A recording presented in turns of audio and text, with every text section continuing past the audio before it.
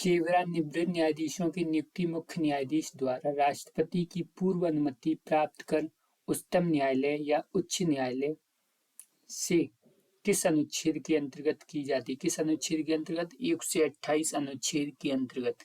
कौन सा अनुच्छेद है? 128 है। यानी जो सेवानिवृत्त न्यायाधीश हैं, जो क्या हो गए, रिटायर हो गए हैं, उनकी क्या हो सकती है? नियुक्ति हो सकती है मुख्य न्यायाधीश द्वारा या राष्ट्रपति की पूर्व अनुमति पर। यानी राष्ट्रपति क्या करेंगे?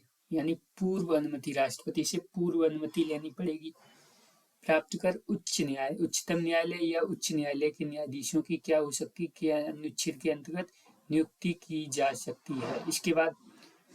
इसके बाद है, अभी तक सर्वोच्च न्यायालय के किसी भी न्यायाधीश को उसकी पूर्व, ठीक है, पदावधि से पूर्व नहीं हटाया, ठीक है, हटाया नहीं जा सकता तथा इसके लिए प्रयत्न किया जा चुका है। वे कौन से न्यायाधीश हैं? यानी क्या हुआ, लेकिन प्रयत्न यानी कोशिश की गई थी किसको हटाने की? सर्वोच्च न्यायालय के न्यायाधीश को हटाने की कोशिश की गई थी, लेकिन अभी तक क्या नहीं हटाया नहीं गया एक भी बार। यानी कब कोशिश की गई थी और किनके खिलाफ? ठीक है, रामा स्वामी के खिलाफ 1991 में और सौमित्र सेन के खिलाफ कब की गई थी? 2011 में की गई थी। क्या की गई थी? यानी पद से हटाने की कोशिश की गई थी, ठीक है, उनकी पदावधि से पूर्व हटाने, ठीक है, हटाया नहीं जा, ठीक है, नहीं जा सका है, तथापि इसके लिए क्या किया जा चुका है? प्रयास किया जा चुका है।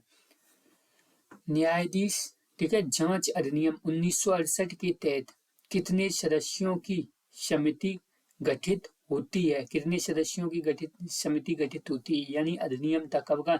1968 के तहत कितने, ठीक है, कितने सदस्यों की क्या हो सकती है? कितने सदस्यों की नियुक्ति हो चुकी है? यानी कितने सदस्यों की? 3 सदस्यों की। कितने की? 3 सदस्यों की क्या हो चुकी है? नियुक्ति हो चुकी है, ठीक है, ठीक है, कितने सदस्यों की? 3। यानी कौन सी जांच? न्यायाधीश जांच समिति 1968 में।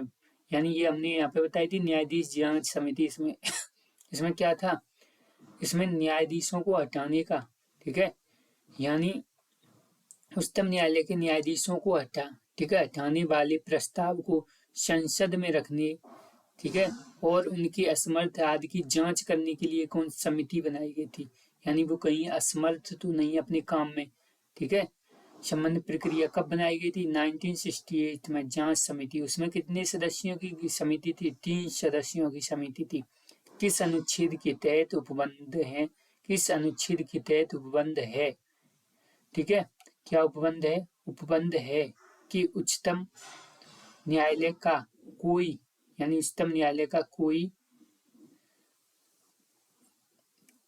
क्या बताया गया? उच्चतम न्यायालय का कोई, ठीक है, उच्चतम न्यायालय का कोई भी, ठीक है, सेवानिवृत्त न्यायाधीश भारत में किसी भी, ठीक है, न्यायालय या प्रभारी के समक्ष वकालत नहीं कर सकता।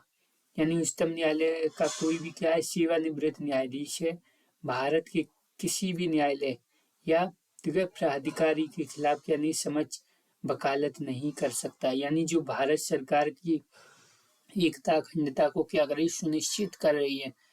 ये उसका कोई, जैसे उच्चतम न्यायालय का कोई न्यायाधीश है, उसको सब पता है, ठीक है, किस तरीके से किस तरीके से कानून लागू करना है, कितनी हद होती है, कैसे कानून लागू होते हैं, सब अंदर की बातें जानता है। अब वो रिटायर हो गया, अब ये नहीं बाद में फिर जाके प्राइवेट तौर पे वकील बन जाए और क्या कोर्ट भारत सरकार के खिलाफ लड़ने लगे, तो ऐसा नहीं कर सकता है। किसमें बताया गया है? 124 के 7 में बताया गया। किस अनुच्छेद के उपबंध में कहा गया है कि उच्चतम न्यायालय का कोई भी, ठीक है, सेवानिवृत्त न्यायाधीश भारत में किसी भी न्यायालय या प्राधिकारी के, ठीक है, समक्ष वकालत नहीं कर सकता, ये बताया गया।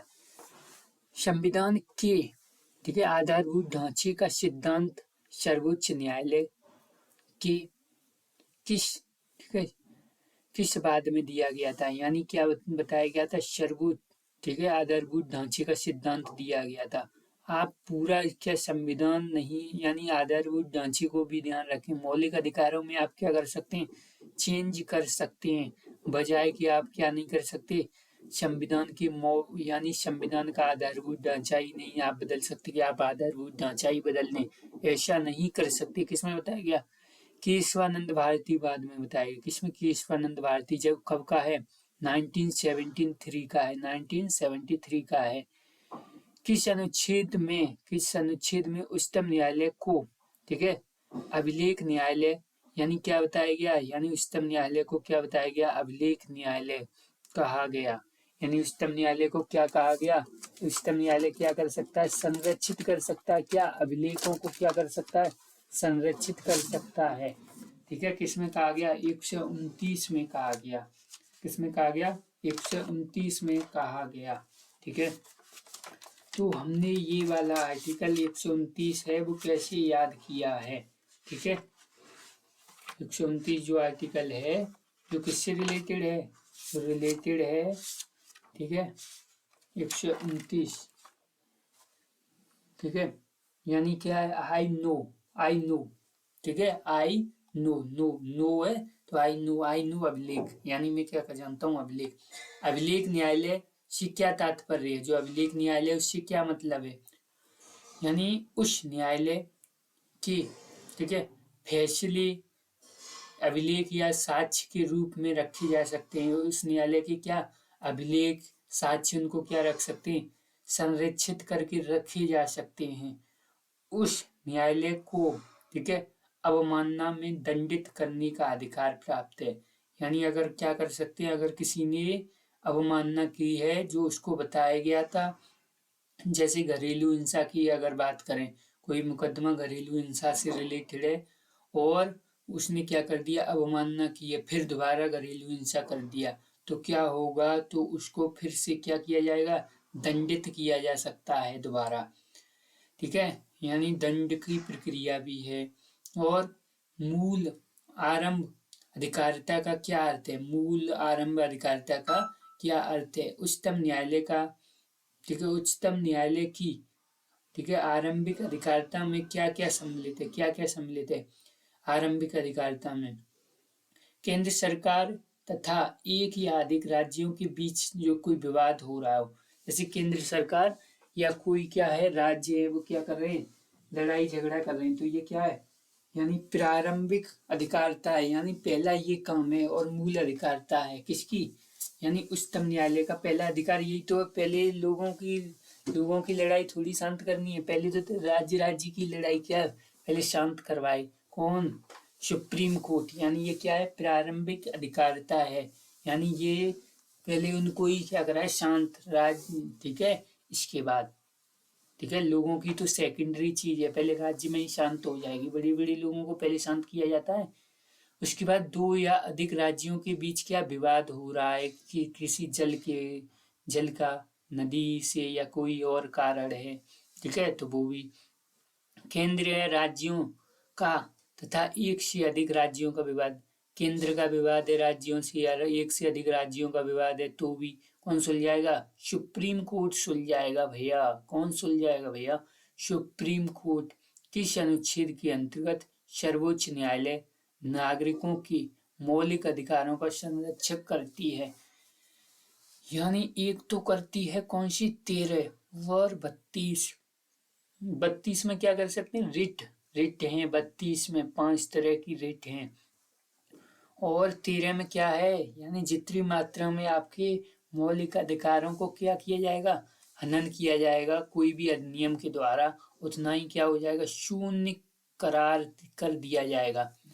अनुच्छेद 32 के द्वारा सर्वोच्च न्यायालय मूल अधिकारों को लागू करने के लिए कौन कौन से अभिलेख जारी कर सकता है, कौन कौन से अभिलेख, यानी लागू करने के लिए कौन कौन से लेख जारी, रिट जारी कर सकता है। रिट कौन कौन से, बंदी प्रत्यक्षीकरण, हैवियस कॉर्पस, ठीक है, और परमादेश, मैंडले, ठीक है, और प्रतिषेध स्टे, ठीक है, प्रतिषेध और अधिकार प्रत्यक्षा और उत्प्रेक्षण, ठीक है, ये कितनी 5 तरह की रिट हो गई। उसके बाद भारत का सर्वोच्च न्यायालय राष्ट्रपति को, भारत का जो सर्वोच्च न्यायालय है राष्ट्रपति को क्या करेगा, राष्ट्रपति को किसके संबंधित परामर्श देता है, किसके संबंधित परामर्श देता है, सर्वोच्च, ठीक है, सार्वजनिक महत्व के, यानी जो सर्वोच्च न्यायालय है राष्ट्रपति से क्या कर सकते, परामर्श मांग, यानी राष्ट्रपति सर्वोच्च न्यायालय सुप्रीम कोर्ट से परामर्श ले सकते हैं दो तरीके के।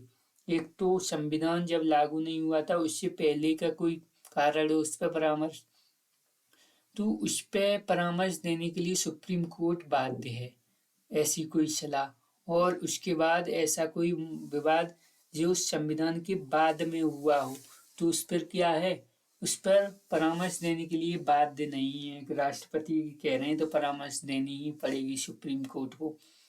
लेकिन दोनों स्थितियों में राष्ट्रपति क्या परामर्श मानने के लिए बाध्य नहीं है। सार्वजनिक महत्व के किसी भी मामले में, ठीक है, विधिक सलाह, यानी किसी पूर्व संवैधानिक संधि, कोई पूर्व संवैधानिक संधि या समझौते या ठीक है प्रसंविदा आदि मामलों में क्या परामर्श, ये क्या है परामर्श, यानी किसी पूर्व संवैधानिक संधि, कोई पूर्व क्या संवैधानिक संधि है, समझौते हैं या प्रसंविदा आदि मामलों में क्या परामर्श। इसके बाद उच्च न्यायालय को प्रारंभिक अधिकारिता, यानी जो प्रारंभिक अधिकारिता है वो किस अनुच्छेद के द्वारा दी गई है, ठीक है, प्रारंभिक अधिकारिता क्या हो गई, विवाद किसके बीच, राज्यों के। तो हमने कैसे याद किया था, ठीक है, यानी तीन कैसा, दिल जैसा तीन, ठीक है, ऐसे कर देंगे तो दिल, यानी एक इधर एक लाठी, दिल्ली में क्या चलनी, लाठी, तो यानी क्या होगा, विवाद, यानी ठीक है, दिल्ली में क्या हो रहा है, विवाद, और अभिलेख कहाँ रखेंगे, दिल्ली में, ठीक है, तो ऐसे हमने याद किया था, दिल्ली में क्या रखे गए, अभिलेख रखे गए हैं, जो किसमें बताया गया, 130 में बताया गया। तो विवाद हो रहा है, दो इधर से एक लाठी एक इधर से, तो यानी 131 क्या प्रारंभिक अधिकारिता है, यानी मूल अधिकारों की हनन, यानी क्या हो रहा है, मूल अधिकारों का हनन हो रहा है, मूल अधिकारों के हनन पर कोई व्यक्ति किसी न्यायालय में, ठीक है, प्रथम आवेदन कर सकता है, क्या कर सकता है, प्रथम आवेदन कर सकता है, कैसे कर सकता है, यानी कहाँ पर कर सकता है, यानी मूल अधिकारों में क्या हो रहा है, हनन किया जा रहा है, किसके द्वारा, या तो फिर किसी प्राइवेट व्यक्ति के द्वारा, निजी व्यक्ति के द्वारा, ठीक है, या फिर किसके द्वारा, या फिर राज्य के द्वारा। देखिए राज्य की परिभाषा में आर्टिकल 12 में बताया गया राज्य की परिभाषा में कौन कौन आता है, वैसे ही उसके बाद क्या बताया गया, उसके बाद बताया गया है कि भारत के राज्य क्षेत्र में किसी उच्च न्यायालय की सिविल, दंडिक व अन्य, ठीक है, कार्यवाही में दिए गए किसी भी निर्णय की अपील उच्चतम न्यायालय में किस अनुच्छेद के तहत की जाएगी, यानी कोई सिविल दंडिक या अन्य कार्रवाई, ठीक है, यानी सिविल से रिलेटेड किसमें है, सिविल से रिलेटेड है, ठीक है, यानी किसी भी कारणों में, किसी भी कारणों में क्या हो रहा है यहाँ पर, ठीक है, अपील हो रही है, ठीक है, अन्य कार्रवाइयों में क्या हो रही है, निर्णय की अपील किसमें है, 132 में, यानी लड़ाई हो रही थी, एक लाठी इधर इधर बीच में दिल्ली, तो ऐसी लड़ाई हो रही थी, लेकिन वो अपील कब करेगा, जब एक लाठी इधर बराबर होगी तो विवाद ही करेगा, एक लाठी इधर एक बराबर ही लड़ाई है, लेकिन एक इधर दो इधर बीच में दिल्ली, तो इसका मतलब क्या है, बीच में दिल्ली, इसका मतलब है वो अब जीत तो पाएगा नहीं, तो वो अपील करने जाएगा, तो ऐसे याद कर लेंगे 132 अपील। और सिविल विषय की अब वो क्या करेगा, 133 में बताया गया है, 133 में क्या बताया गया है, 133 में बताया गया है, ठीक है, अपील वो भी किसकी, सिविल विवादों की, सिविल विषयों की अपील करेगा, सिविल विषय की अपील कब करेगा? 133 में करेगा। अपील किसमें की थी? 132 में। 133 में किसकी? सिविल विषय की अपील करेगा 133 में। और उच्च न्यायालय की एकल, ठीक है, न्यायाधीश के आदेश के विरुद्ध अपील यानी क्या है? यानी एकल न्यायाधीश के आदेश के विरुद्ध क्या अपील किस न्यायालय में की जा सकती? उच्च न्यायालय में। ठीक है, उच्च न्यायालय के कोई एकल न्यायाधीश के आदेश के विरुद्ध क्या अपील की जा सकती है? उसी न्यायालय के कोई एक न्यायाधीश के खिलाफ आप क्या कर सकते हैं? अपील कर सकते हैं। ठीक है, समझ में आई बात? नहीं आई? आ गई। ठीक है, तो कब की जाएगी? उच्च न्यायालय में। यानी कब की जाएगी? उच्च न्यायालय में। अनुच्छेद अनुच्छेद 133 के अंतर्गत। किसके अंतर्गत? अनुच्छेद 133 के अंतर्गत। किस अनुच्छेद के तहत, ठीक है, उच्चतम न्यायालय को आपराधिक मामलों के विरुद्ध अपील का क्षेत्राधिकार प्राप्त है। यानी आपराधिक मामले किसमें? 134 में। 133 में कौन से थे? सिविल मामले थे। कौन से थे? सिविल मामले थे। ऐसे ही यानी संविधान का कौन सा, ठीक है, अनुच्छेद उच्चतम न्यायालय को अपील के लिए अवशिष्ट शक्तियां प्रदान करता है? क्या करता है? अवशिष्ट शक्तियां प्रदान करता है। ठीक है, यानी सुप्रीम कोर्ट को यह अधिकार है कि वह उच्च न्यायालय के किसी भी फैसले पर क्या कर सकता है? विचार को बदल सकता है। कौन बदल सकता है? ठीक है, यानी उच्चतम न्यायालय क्या कर सकता है? उच्च न्यायालय के किसी भी फैसले को बदल सकता है। तो यानी उच्चतम न्यायालय को अपील के लिए क्या दी गई हैं? अवशिष्ट शक्तियां दी गई हैं। यानी सब शक्तियां, जो छूटी हुई शक्तियां, वो किसको दी गई हैं? उच्चतम न्यायालय को। यानी उच्च न्यायालय में कोई मुकदमा चल रहा है तो आप क्या कर सकते हो? उस फैसले को बदलने के लिए, ठीक है, यानी हाई कोर्ट से सुप्रीम कोर्ट जा सकते हो। किसमें बताया गया? 136 में बताया गया। ठीक है, समझ में आई बात? नहीं आई? यानी इसमें क्या है? यानी विवेक। ठीक है, यानी विवेक। तो कैसे याद करेंगे? 1 3, ठीक है, ठीक है, 6 विवेक, छी विवेक, ऐसे याद करेंगे, छी विवेक। ठीक है, यानी विवेक लगाने की शक्ति है। इसके बाद उच्चतम न्यायालय के अपील क्षेत्र अधिकार के तहत कौन कौन से अनुच्छेद है? अपील क्षेत्र अधिकार कहाँ से स्टार्ट हुए थे? 132 से हुए थे अपील। ठीक है, विवाद कहाँ हो रहा था? प्रारंभिक विवाद 131 में हो रहा था। उसके बाद 132 से क्या है? 132, 133, 134, 135, 136, यहाँ तक क्या है? अपील है। अपील के क्षेत्राधिकार है 132 से 136। संविधान की व्याख्या से संबंधित सभी, ठीक है, विवाद सर्वोच्च न्यायालय के पास, ठीक है, लाए जा सकते हैं। यानी क्या किए जा सकते? लाए जा सकते हैं। कोई भी विवाद है, ठीक है, जो कहीं दूसरे न्यायालय में चल रहा है, ठीक है, संविधान की व्याख्या के संबंध में सभी विवाद सर्वोच्च न्यायालय के पास लाए जा सकते हैं। न्यायालय का यह क्षेत्र अधिकार किसके अंतर्गत है? उस अपील के अंतर्गत। यानी किसके अंतर्गत? अपील के अंतर्गत, यानी अपील क्षेत्र अधिकार के अंतर्गत। यदि कोई क्या करता है? अपील करता है तो, ठीक है, यानी सभी विवाद कहाँ लाए जा सकते हैं? सुप्रीम कोर्ट लाए जा सकते हैं। अब ये बताएंगे उच्चतम न्यायालय का अपील क्षेत्र अधिकार कौन से में क्या है। तो हमने बताया था 132, 1 3 और 2, 2 लाठी, एक तरफ 1 लाठी, एक तरफ 2 लाठी। तो हमने क्या बताया था? एक तरफ 1, तो यहाँ से अपील स्टार्ट हो गई, तो वो क्या करेगा? अपील कर सकता है। लेकिन सिविल मामले में अपील करेगा तो 133, तो 132 सिविल, फिर क्रिमिनल मामला। तो ये दोनों इसी से याद कर लेंगे, 132, 133, 134। फिर विशेष इजाजत से संबंधित, यानी विशेष इजाजत से संबंधित कौन सा है? यानी 136 है। इसमें क्या विशेष इजाजत दी गई है? किसको? यानी सुप्रीम कोर्ट को विशेष इजाजत दी गई है कि वो क्या कर सकता है? अन्य मामलों की भी क्या कर सकता है? सुनवाई कर सकता है।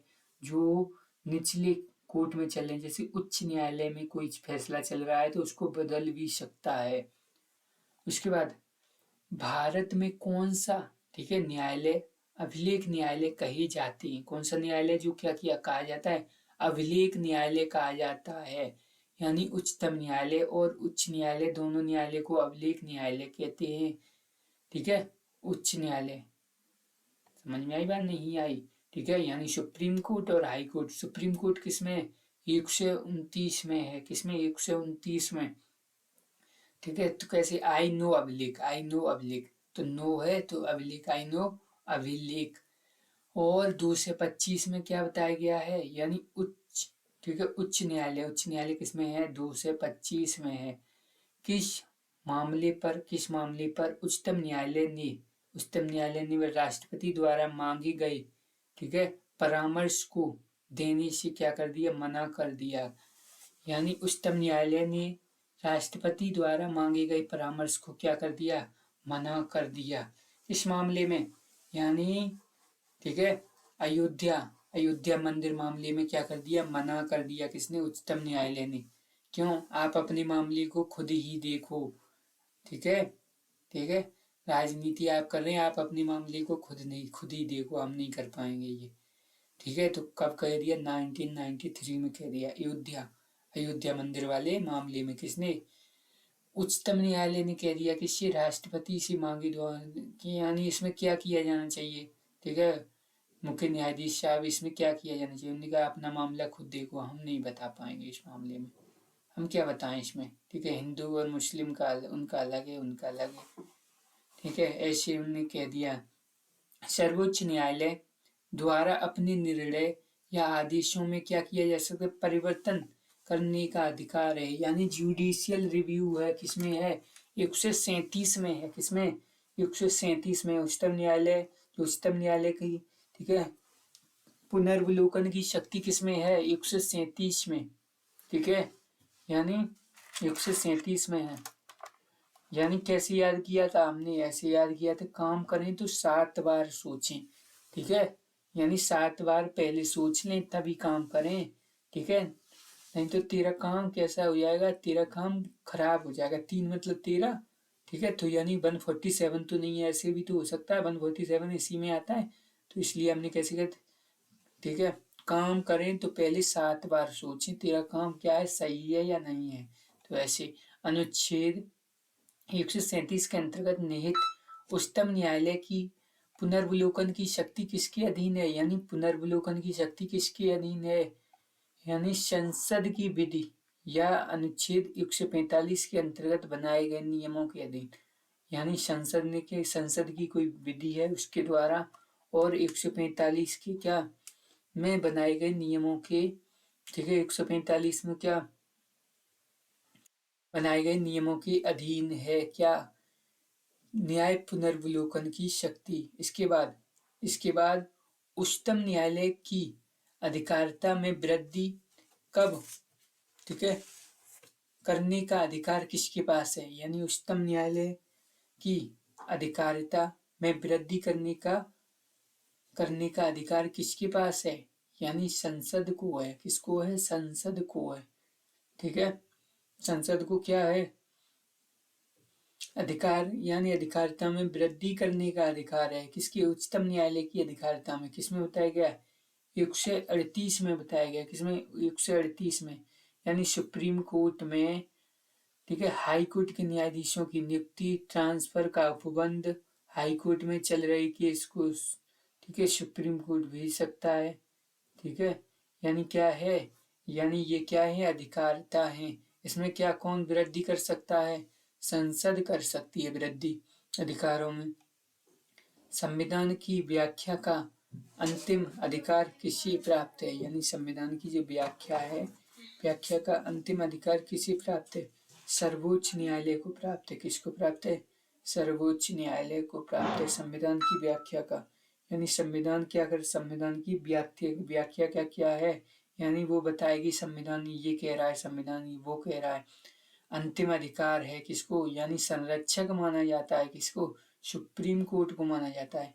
किस अनुच्छेद के अंतर्गत उच्चतम न्यायालय को उच्चतम न्यायालय को किसी मामले को, ठीक है, अंतरित करने की या उसे, ठीक है, अपने पास मंगाने का अधिकार है। यानी क्या कर सकता है सुप्रीम कोर्ट, या तो फिर क्या कर सकता है, अंतरित कर सकता है, या अपने पास कोई मामला है वो मंगा सकता है।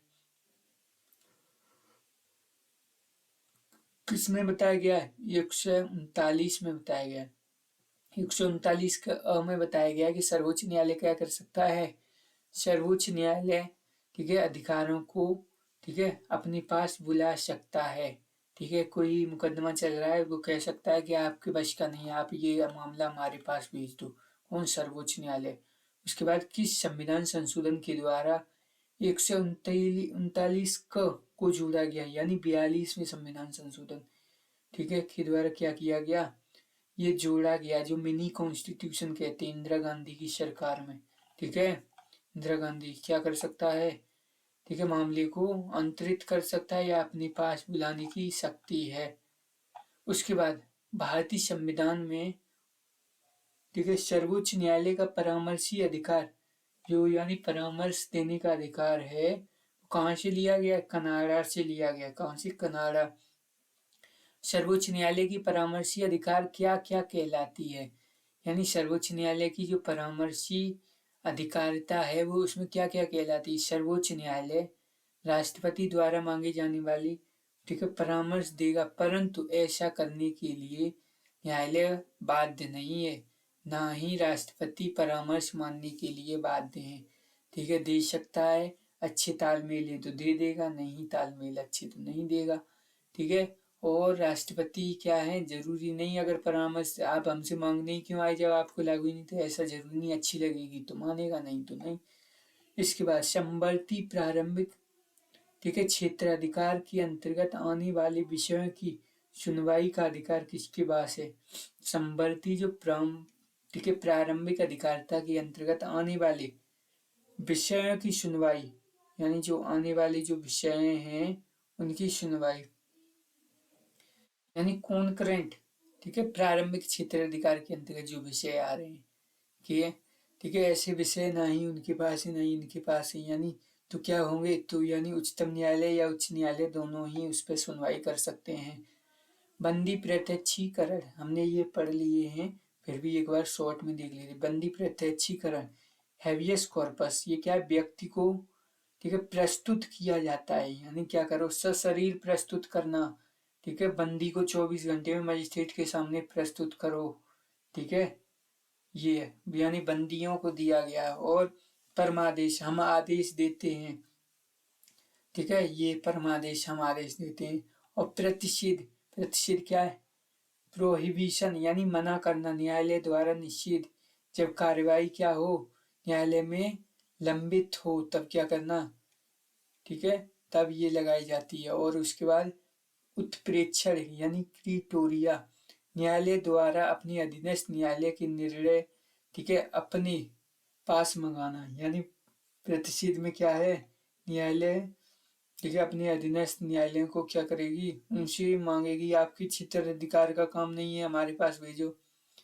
इसमें क्या है, ठीक है, अधिकार प्रेक्ष, ठीक है, प्रेक्षा, इसमें क्या है, किसी लोक पद पर अवैध रूप से धारण करने पर न्यायालय द्वारा अधिकार पूछना, आप किस अधिकार से ये कर्तव्य कर रहे हैं। इसमें क्या है, हम आदेश देते हैं, ठीक है, ठीक है, यानी इसमें आदेश दिया जा रहा है कि आप ये कार्य सही ढंग से क्यों नहीं कर रहे हैं, आपका ये कर्तव्य है कि आपको ये करना चाहिए, लोगों को चक्कर क्यों लगवा रहे हैं ऑफिस में, ये है। इसमें क्या है, लोकपद को अवैध रूप से धारण करना, सरकारी नौकरी गलत तरीके से लेना, फिर क्या, आप किस हक से इस पद पर बैठे हैं, क्या अधिकार है आपको, एग्जाम दिया है, कब का दिया है, कैसे दिया है, सब पूछताछ की जा सकती है।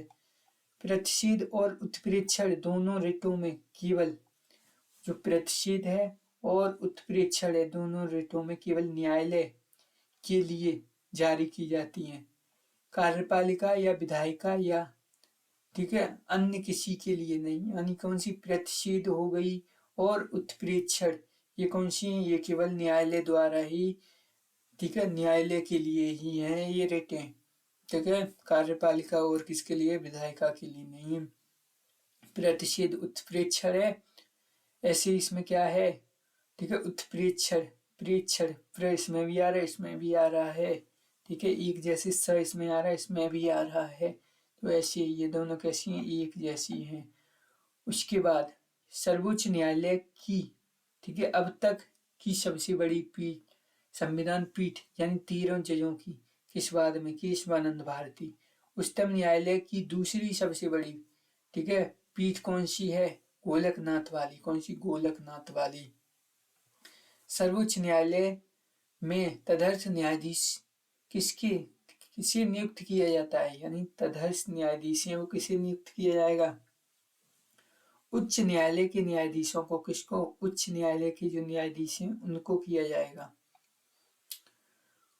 ठीक है। सर्वोच्च न्यायालय में अपील के लिए कौन कौन से, 132 में क्या था, हमने बताया था, एक लाठी इधर एक और दो लोग इधर, और दिल्ली में क्या हो रही, 3 दिल्ली लड़ाई हो रही है, तो क्या करेंगे, तो अपील करेंगे, लेकिन सिविल वाली अपील इसमें क्रिमिनल वाली, ठीक है। यानी उच्च न्यायालय क्या प्रमाण पत्र जारी करता है, किस अनुच्छेद के अंतर्गत क्या करता है, प्रमाण पत्र जारी करता है, प्रमाण पत्र क्या करता है, जारी करता है, तो किसमें, इसी में करता है, 134 की ए में।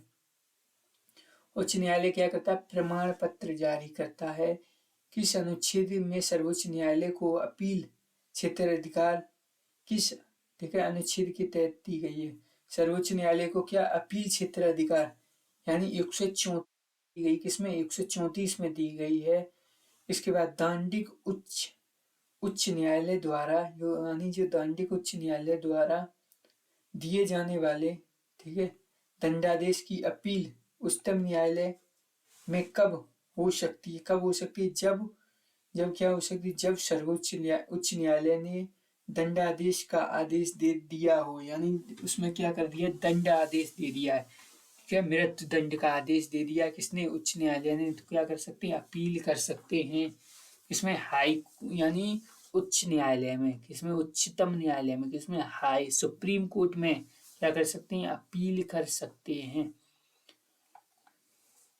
इसके बाद क्या बताया गया, किसी ठीक है, उच्च न्यायालय द्वारा किसी सिविल कार्रवाई में किए गए आदेश या, ठीक है, डिक्री आदि पर अपील उच्चतम न्यायालय में किन आधारों पर की जा सकती है, अपील कब की जा सकती है, यानी सिविल कार्रवाई के मामले में, ठीक है, आदेश हो या डिक्री आदि की अपील कैसे करेंगे, जब उच्च न्यायालय ने यह, ठीक है, प्रमाणित कर दिया है कि उस मामले में विधि का कोई सारवान प्रश्न सम्मिलित नहीं है, जब क्या है, विधि का कोई सार नहीं है उसमें, यानी कानून का कोई क्या नहीं है, सारवान प्रश्न नहीं है, या उसकी राय में वह प्रश्न सर्वोच्च न्यायालय द्वारा क्या हो, विनिश्चित कर दिया गया हो, यानी उसकी राय क्या है, उसकी राय में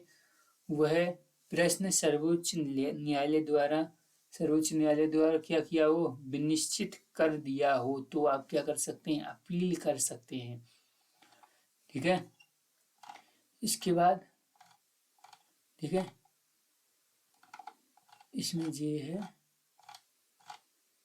उसके बाद उच्चतम न्यायालय है, ठीक है।